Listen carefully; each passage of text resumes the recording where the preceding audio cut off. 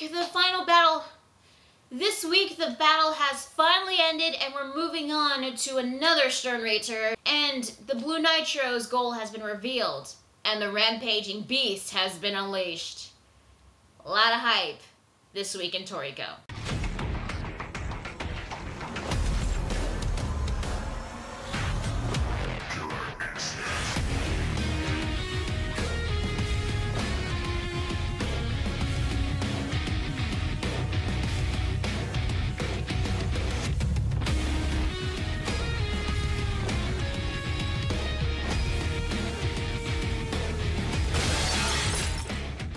Hey guys, LunaSpawn27 here, bringing you my reviews on this week's chapters of Bleach and Toriko. No Fairy Tail because since it came out early, the Fairy Tail chapter will be coming out on Monday. I was going to plan to do a live reaction on the latest chapter of Toriko, but I had a double shift on Friday, so I couldn't do it, and I was like really tired. So yeah, sorry guys, no live reaction, but I was planning to keep both the new and old format in some way. I'm only going to do reactions to chapters that do seem live reaction worthy, but not this week. Sorry guys. Alright, now with that being said, let's get on to this week's chapters. You know, a lot of people say that the Bleach chapter was really good, but for me it was okay to decent, frankly. There were parts of the chapter that did bug me, but there were some good parts in this chapter as well. So it has been officially confirmed that Pernita, the left arm of the Soul King, is officially dead. But since this was supposed to be a very tough fight for Mayuri, he's out of commission because at the very last second, Pernita's nerves got to Mayuri's legs, so yeah, now he can't walk. He's out of commission for now. Yumichika and Ikkaku haven't completely left the area, so they did return to take care of Mayuri, put him into this like healing chamber thing, as well as Kenpachi. And these chamber things happen to be where the zombies were inside, so that Mayuri could dezombify them, which he was successful in doing so. How did he do it? I honestly have no idea. These healing chambers seem to have some sort of special way of dezombifying them, of course shortening their lifespans, but hey, what's a couple hundred years for these guys? I guess maybe Mayuri, I don't know, got rid of Giselle's blood that made them into zombies, and that was how he did it? I don't freaking know. It was never explained how he dezombified them, but yeah. Toshiro, Rangiku have returned. They're no longer zombies, so yay, I guess. I mean, don't get me wrong, I don't hate these two. It's just that, well, I don't know, I'm just not that hyped that they're back. I mean, it's cool and all, but I'm just like, whoa, okay, whatever. Then again, they got a lot of ground to make up for, especially Kensei and Rose. I mean, they weren't shown in this chapter, but it's clearly established that they've also been dezombified because there are two other capsules behind them, so we will see them again.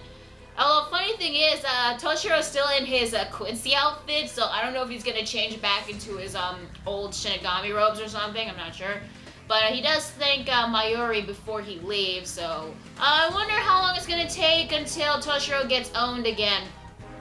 I'm just saying, I mean, the guy gets his ass kicked a lot in this series. Also, I can't be the only one that's disappointed that Kenpachi is also out of commission, because I really wanted to see him fight at least one more time so that we can get a better understanding on his Shikai no Zarashi. We still don't know what his ability is.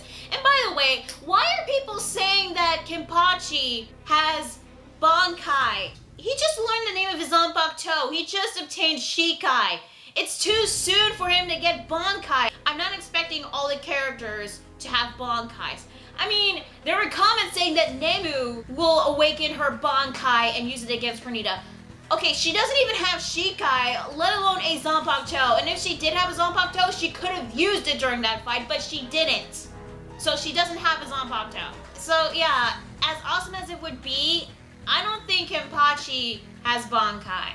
So before Ikkaku and Yumichika leave, they bow down and thank Mayuri, but Mayuri just finds the feeling sickening, but he's just really happy that he created a Konpaku that can evolve on its own accord. And Mayuri is happy that he finally stepped out of Kisuke's shadow and he was looking forward to like rubbing it in his face. And then we see, which I believe is Mayuri's dream, where he's submerged in this area of water, and you see Nemu there over him, and she's naked for some reason, but I guess it's supposed to be symbolic, but hey guys, fan service there for you, naked Nemu, okay, whatever. But anyway, we move on to our next battle, and it's gonna be Lille Barro versus Shunsui Kyoraku. This is gonna be an interesting fight, and seriously, Kubo, show us his Bankai. We really need to see it, because it's been hyped up ever since Ukitake said that his Bankai is something that no one should ever see. So whatever it is, it has to be something very dangerous, very powerful, or freaking awesome. So I really want to see Shunsui use his Bankai. Please, Kubo. So how the scene went down, there were only a couple of characters left. Urahara, Shunsui, Nanao, Renji, Rukia, Hinamori, and Shinji. Which means that, well, we know that Shuhei got shot down. So the rest of the visors got shot down.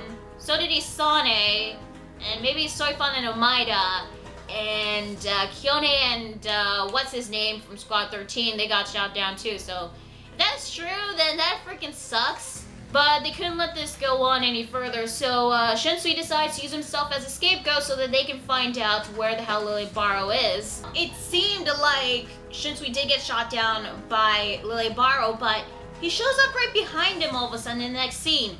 So, like, what? Did he get hit by the bullets or not?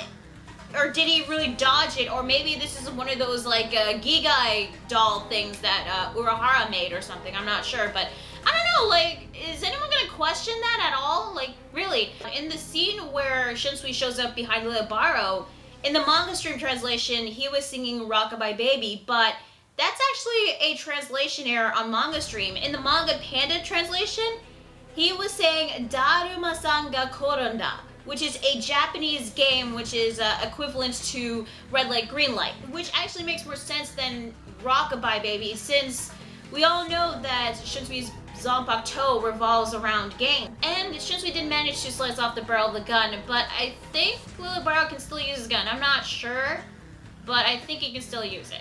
So yeah, it's going to be these two against each other, which is something I'm looking forward to seeing. And as I said before, I really want to see Shunsui's Bankai, but I am curious to see how Lille Barro is going to hold on his own, which we all know that he's going to lose against Shunsui. Because let's face it, like, the freaking left arm of the Soul King lost to Mayuri. Which, by the way, another thing that's been bugging me in this chapter is Kubo going to explain how the hell Yobot got his hands on the left arm of the Soul King and made it into a Stern Reacher, a Quincy, because that is still hasn't been explained yet. He gave Pernita the compulsory ability, which is the compulsory ability the nerves, or is the nerves the original ability of the left arm of the Soul King? That is never explained. Also, this is the third time Shinsui's been fighting against someone that uses guns. First Stark, then Robert Accutrone, and now it's Lille Barro. But again, I'm looking forward to seeing how the fight goes. But I don't know like how long this fight is gonna last. Is it gonna be just as long as Mayuri versus Pernita, or shorter, or maybe even longer? We still have to wait and see. So yeah, as I said before, there were parts of this chapter that did bug me, but I thought the chapter was at least okay. Okay, I cannot be the only one that's thinking this, but Shimabukuro is seriously picking up the pace in these past couple of chapters. I can't be the only one that's noticing this, but is he seriously going to end Toriko within a year or two? Like, I'm starting to worry about that, but yeah, we get ourselves yet another chapter with information and a lot of hype building. You know, the nitro that Acacia, or should I say Neo, was eating, I thought that was the same one that killed Ichiryu and met Toriko and Komatsu at Vegetable Sky, but that was actually pear, and this one was air, so that was a completely different Blue Nitro. And I don't know, I can't be the only ones thinking this, but the Blue Nitros, they've been going through a lot of shit lately. I mean, I know they're powerful, but I don't know, like, they're not as powerful as I thought they were gonna be. I'm just saying. But then again, the whole reason why air was eaten was because their strength was decreased so that they could prepare Acacia's full course. So, okay, so maybe they will get stronger later on and, you know, actually, like, meet the expectations that we're supposed to get from these Blue Nitros. Anyway, Neo is getting very impatient. He really wants to eat soon, but I think what was his, Adam, I think it was the Nitro that tried to imitate Kaka, because it was the same one that had the afro. He tried to keep Neo in place, try to get him to calm down and wait patiently, and at least I think it's a he just like opened his mouth so wide that his mouth like probably reached the back of his head, and you can see like 2 eyes inside the mouth. Yeah, that was pretty freaky, and he even got like spikes all over his body too, which was again pretty freaky. But he failed because Neo releases 7 more pieces of himself, 1 in each area, to get to Acacia's full course. So I think either the 8 King of Beasts or Toriko and the others in their assigned areas will be fighting against a piece of Neo. Well, might as well just launch them into space. I mean, that's probably the most likely way to get rid of these things. As for Acacia and Neo, the real body, well, they just disappeared into the back channel, and frickin' Knocking Master Jiro shows up! How did he get there? I don't know, but he just shows up and confronts the Blue Nitros. So, yeah. Also, another thing to point out, his hair is black again. Yeah, what is up with that? I don't know. I mean, his hair was white at one point, and now it's black. I don't know. According to Blue Nitros, Acacia is no longer conscious or sane. So he's not all that there. And he's been taken over by Neo. That or Neo corrupted his mind. So, yeah, so I guess Acacia maybe has been good this whole time, but has been under the influence and corrupted by Neo. And the female Blue Nitro, she said that in a few days, the solar eclipse will happen. In a few days? Seriously? Like, what? I thought it was a month. Like, really? But at least we now know what the Blue Nitro's true goal is, and that is to kill Neo. Yeah, they're reviving Neo to kill it, which I thought it was stupid the first time I read it, but after reading it a couple more times, I'm like, okay, I guess that makes sense. But the thing is, with Gourmet Cell Demons, they cannot get killed. They're technically immortal. I mean, you try to kill one, that Gourmet Cell Demon will just come back to life. So the only way to get rid of a Gourmet Cell Demon is to not only kill it, but turn it into food and seal it into a golden can. Only in Toriko, where tin cans are used as powerful Gourmet Cell Demon sealing devices. But one thing to point out in this, remember back in chapter 279 when Toriko and the others were like trying to get through that big ass labyrinth to get to Bewitching Food World back in the air arc? Komatsu pointed out in the pile of treasure that they obtained this tin can. Now, there had to be a reason why this was shown in the chapter, and now we know why, because this tin can is a sealing device for Gourmet Cell Demons. That, or it has a Gourmet Cell Demon inside the can, or maybe this is going to be used to seal Neo. I don't know, but would they have kept the tin can? I'm not exactly sure, really. So they had good intentions in a way, but their actions were messed up. I mean, they did intend to seal a very powerful Gourmet Cell Demon that will eat everything and the entire Earth itself, and they don't want that, so I guess that's something you'd appreciate from the Blue Nitros, but again, they were cooking humans. They were doing a lot of terrible stuff, so yeah. So what was stopping them from not sealing Neo now? Chances are there's still going to be a cell that still existed from Neo, that's still going to be remained behind. So they had to fully awaken him, get him into his perfect condition so that they can seal every single cell from Neo. Okay, which makes sense, but there was a piece of Neo hurtling up in space thanks to Knocking Master Jiro. So I don't know if that's gonna bite them in the ass later on, but you know, just something that I really do have to point out. And what I did like about this chapter is this one panel where we get an explanation and we get a drawing of which parts of the body that the dishes of Acacia's full course would revive the Gourmet Cell Demon. Now, since we know Toriko and the others ate air, that's gonna like unleash their left arms of the Gourmet Cell Demon. And since they ate pear, the soup, their other arm is gonna be awakened. So since we're on another, it's the tongue, and then with news, it's the left leg.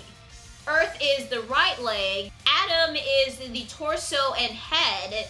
Center is the heart, and God is the brain. Maybe this was what Acacia really wanted. Maybe Acacia knew about his gourmet cell demon being this predator that's gonna eat everything and everyone and the earth itself. And he doesn't want that to happen, so he enlists the help of the Blue Nitros. And in order for that to happen, he'd have to be consumed. He had to be corrupted by Neo. So maybe this was Acacia's plan this whole time, along with the Blue Nitros. So, but Master Jiro volunteers himself to kill Acacia, to kill Neo, but the Blue Nitros don't believe that he is capable of killing him. So it's hinting at that Master Jiro is gonna fight against the Blue Nitros. And he shoves his entire hand in his fist, but that was to unleash the seals from his knocking so that he can be in his full prime. And he is now the Rampaging Beast Jiro. And the one panel where it just shows him in his like new form as the Rampaging Beast, it looks awesome. Like, holy crap. A form that I was not expecting, but it just shows that Master Jiro is very intimidating and kind of scary, especially when he says, "I used to eat plenty of lizards. Oh, I absolutely loved you guys." Did he really eat Blue Nitros? Because holy crap, if he did, then oh my god. Keep in mind, him and Midora, they have the power to destroy the entire Earth. So, yeah, if you think about it, we're pretty much fucked either way. Because if Master Jiro goes all out, he could destroy the Earth. If Midora goes all out, he could destroy the Earth. And if Neo is fully revived, he's gonna eat the Earth. So, yeah, the way I see it, either we're fucked either way.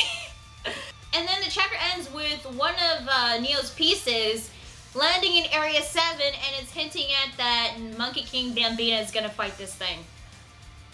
Please don't kill off Monkey King Bambina. He was one of my favorites out of the 8 King of Beasts. I mean, sure, that arc was weird as all hell, and, you know, the whole monkey ball thing, but hey, Bambino was awesome. I don't want him to die. Don't kill him off. Please, Shimaburo, don't kill him off.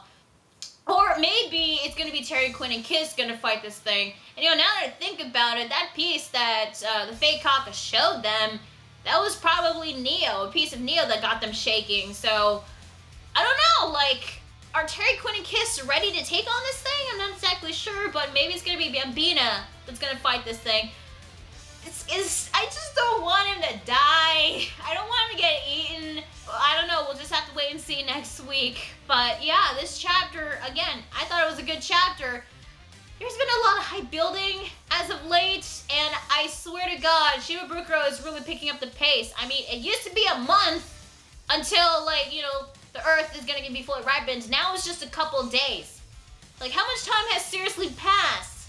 Like, that's what I want to know. I don't know, but yeah, Toriko, a lot of hype yet again. So yeah, that's basically it from those two chapters. Fairy Tail is not going to be coming out until Monday. So tell me, guys, your thoughts on these two chapters of Bleach and Toriko. Did you like them? Did you hate them?